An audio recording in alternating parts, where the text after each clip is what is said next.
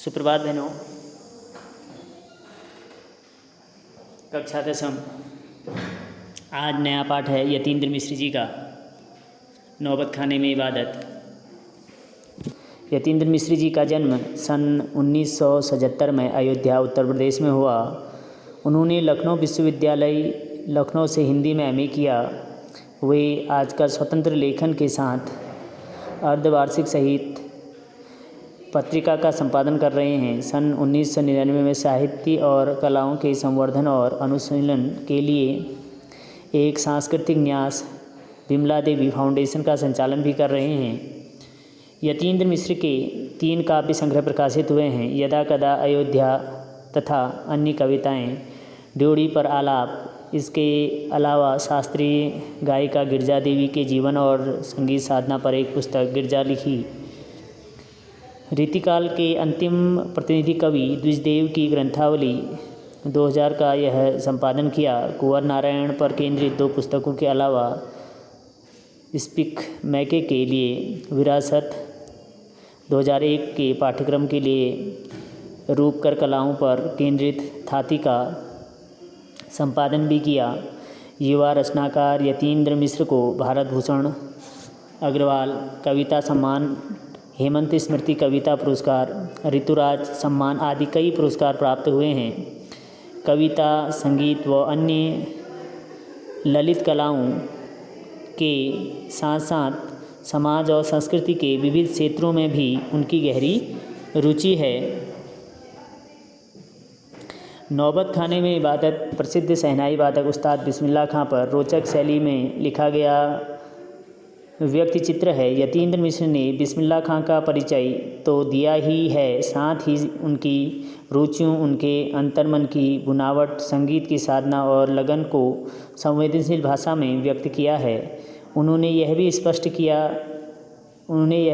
किया गया है कि संगीत एक आराधना है, इसका विधि विधान है, इसका शास्त्र है, इसका शास्त्र से परिचय आवश्यक है। सिर्फ परिचय से ही नहीं, उसका अभ्यास जरूरी है और अभ्यास के लिए गुरु शिष्य परंपरा जरूरी है, पूर्ण तन्मयता जरूरी है, धैर्य जरूरी है, मंथन जरूरी है। वह लगन और धैर्य बिस्मिल्लाह खां में रहा है, तभी 80 वर्ष तक की उम्र में भी उनकी साधना चलती रही है।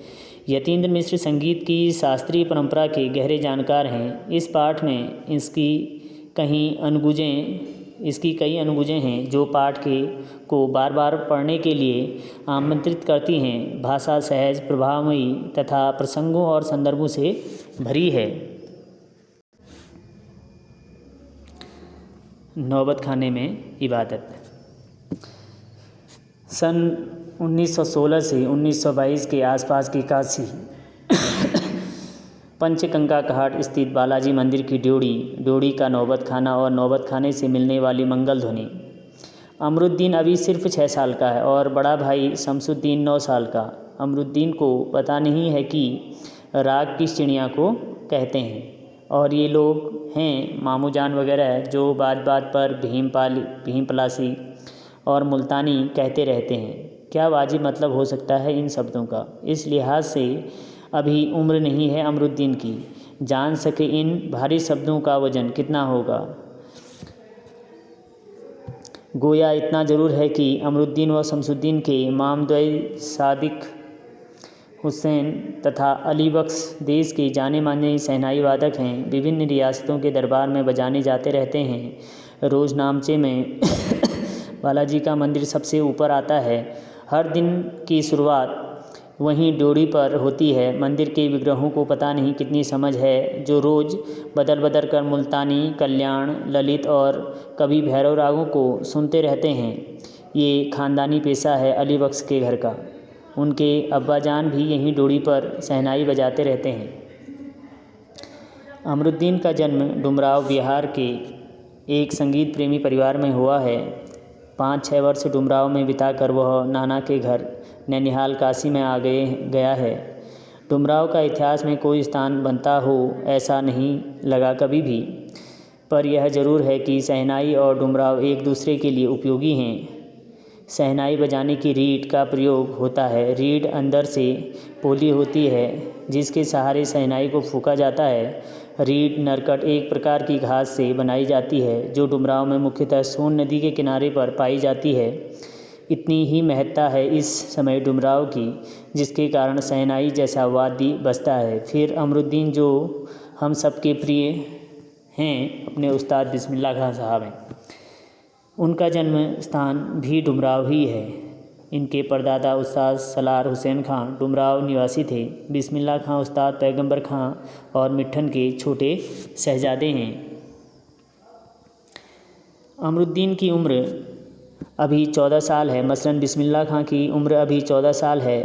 वही काशी है वही पुराना बालाजी का मंदिर जहां बिस्मिल्लाह खां को नौबत खाने रियाज के लिए जाना पड़ता है। मगर एक रास्ता है बालाजी तक जाने का। यह रास्ता रसुलन बाई और बतुलन बाई के यहाँ से होकर जाता है। इस रास्ते से अमरुद्दीन को जाना अच्छा लगता है। इस रास्ते न जाने कितने तरह के बोल बनाव, कभी ठुमरी, कभी ठप्पे, कभी दादरा के मार्फत ड्यूटी तक पहुँचते रहते हैं।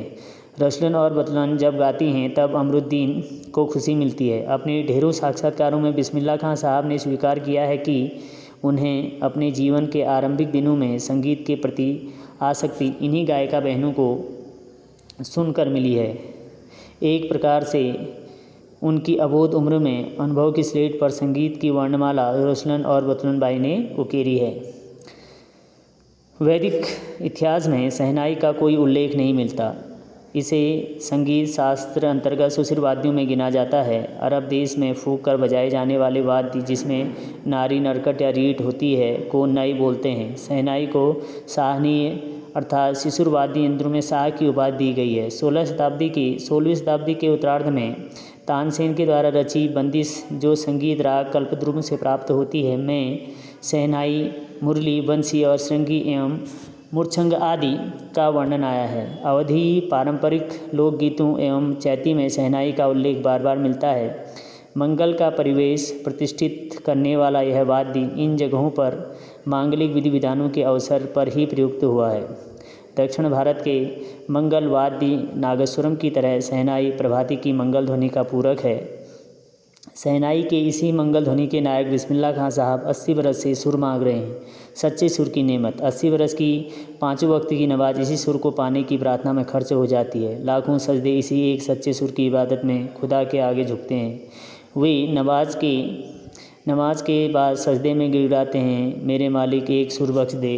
सुर में वह तासीर पैदा करके आंखों से सच्चे मोती की तरह अनगढ़ आंसू निकल जाएं। उनको यकीन है कभी खुदा यूं ही उन पर मेहरबान होगा और अपनी झोली से सुर का फल निकाल कर उनकी ओर उछालेगा और फिर कहेगा, ले जा अमरुद्दीन, इसको खा ले और कर ले अपनी मुराद पूरी। अपने उहापोहों से बचने के लिए हम स्वयं किसी गुफा को खोजते हैं जहां अपनी दुश्चिंताओं दुर्बलताओं को छोड़ सकें और वहां से फिर अपने लिए एक नया तिलिस्म गढ़ सकें। हिरन अपनी ही महक से परेशान पूरे जंगल में उस वरदान को खोजता है जिसकी गमक उसी में समाई है। 80 बरस से बिस्मिल्लाह खां ही सोचते आए हैं कि सातों सुरों को बरतने की तमीज़ उन्हें सलीके से अभी तक क्यों नहीं आई।